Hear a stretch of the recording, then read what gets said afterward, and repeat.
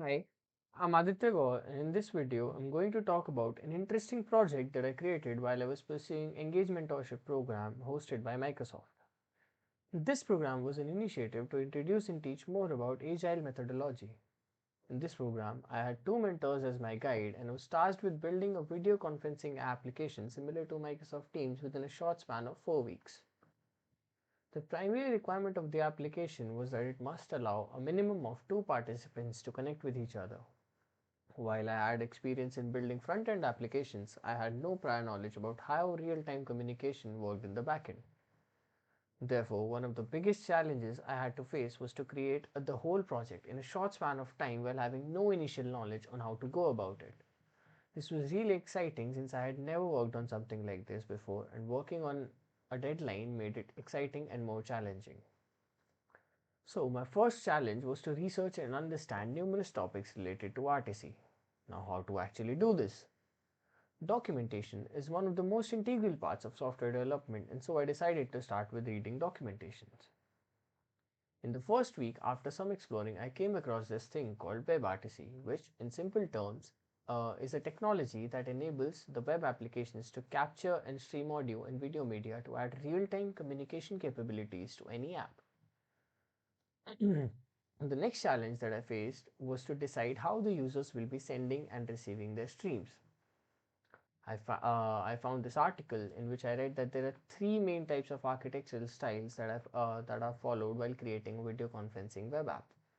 In my application, I implemented the mesh architecture in which all participants in a network are directly connected to each other in a peer-to-peer manner without any centralized server acting as an intermediary.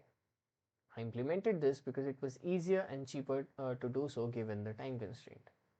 The other two alternative architectures that I found really interesting were MCU and SFU. In the MCU model, the video and audio of each peer are mixed together by the server, making sure each participant receives and sends only a single stream. Since this is very expensive because the MCU server has to be powerful so that it can handle a lot of video processing, I did not go with this approach. In the SFU model, each peer is connected to the server directly. In this case, each participant still sends just one set of video and audio up to the SFU like MCU. However, the SFU doesn't make any composite streams. Rather, it sends a different stream down for each user. Since a server is involved in transmitting and receiving streams, it doesn't offer a peer-to-peer private connection which I was aiming to achieve. This was provided only by the mesh architecture which I ended up implementing. After doing some research on WebRTC, I understood the following. Although WebRTC promises peer-to-peer communications, we still need a server to act as a connection broker and handle signaling, which facilitates the initial connection between two or more peers. After going through its documentation, I learned that by using only pure WebRTC APIs, I needed to define a stun-turn server to bypass firewalls and NATs for each peer involved in communication that may hinder the connection setup. There was some initial costs involved in implementing the stun-turn server, but my objective was to develop the application while keeping expenses to the minimum or preferably without incurring any cost. Then I researched more on how to overcome the complexities of using pure WebRTC and I came across a library called PeerJS, which is basically a wrapper around the WebRTC framework. It basically provides an open source implementation of this connection broker server, which is called PeerJS server, which is written in Node.js, which is why I made the decision to choose Node.js to build my backend. This is the official documentation, and as you can see, I've integrated the following API to connect multiple peers, receive audio and video streams, etc.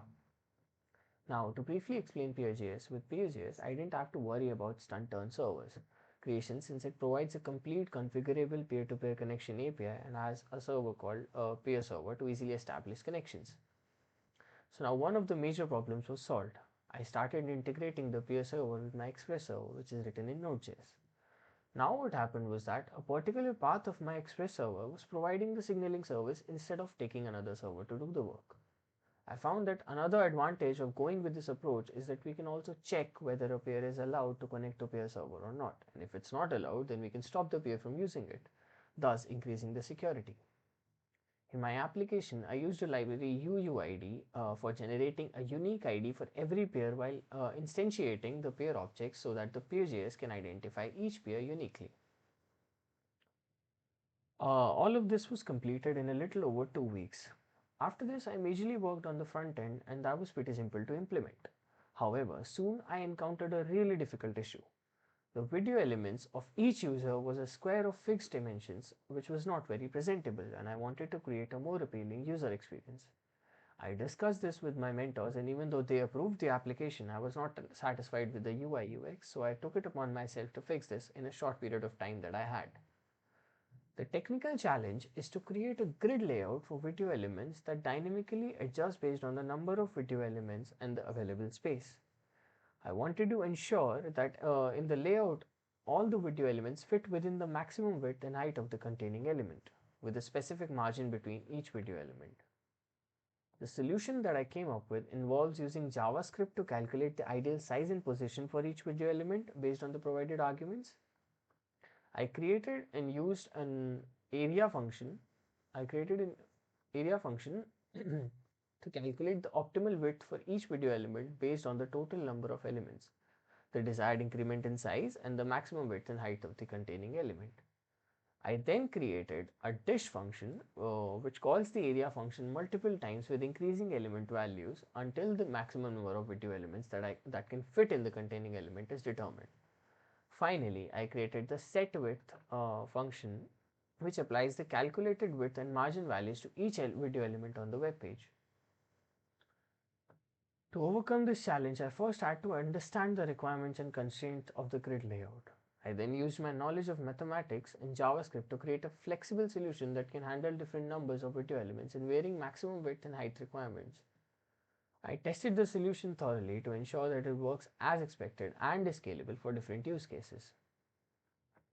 I faced yet another challenge in the last week of the program when my mentors told me that I had to incorporate a surprise feature in my app to check the adaptability of the app. The surprise feature was an in-call chat window which I had to implement in just the last 5 days of the program. I could have implemented this using the peer-to-peer data exchange provided by PageJS itself, but I wanted to save the chat history so that it could be accessed after the video call. So to do that, I made use of Socket.io, which is a JavaScript library that enables real-time bidirectional communication between web clients and servers. I used both the client-side and server-side API. I made use of MongoDB where the conversations were stored chronologically for each specific room. Since I had spent the last 3 weeks understanding the implementing RTC connections, I was able to add this new surprise feature into my app very easily. Now, I'll give you a demo of my application and how it works.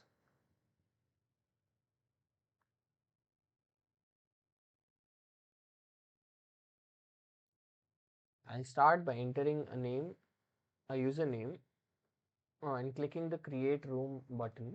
Now, as you can see, a room has been created that has a unique room ID, which I can copy this room ID and send it to others so that they can join the room. I will now join the room from a different tab.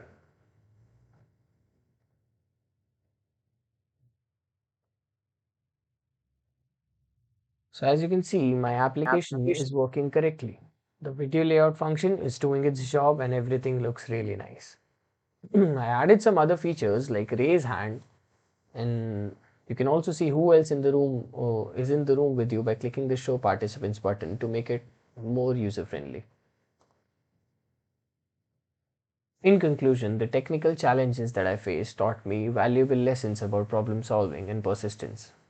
This experience has given me greater confidence in my ability to tackle challenges and has made me a more effective, efficient, and adaptive software developer. So, this is a project I'm really proud of since I was able to overcome all of the challenges and complete the project in a short span of time. I think this project exhibits my knowledge of computer science and my ability to grasp new concepts efficiently. Thank you.